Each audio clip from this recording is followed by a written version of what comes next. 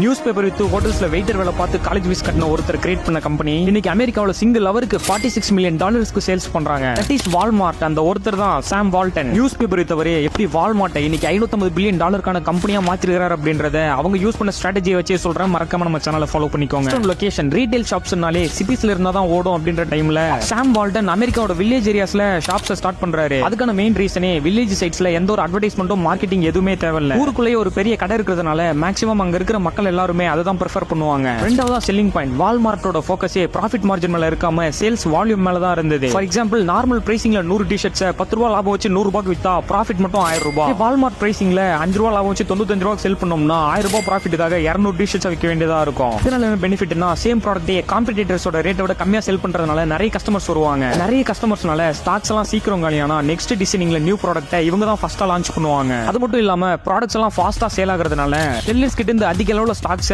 Market ரேட்டை விட 10% கம்மியான ரேட்ல வாங்கிப்பாங்க. அதுல 5% ப்ராஃபிட் மார்ஜின் வச்சு செல் பண்ணாலும் மார்க்கெட் ரேட் வராது. இப்படிதான்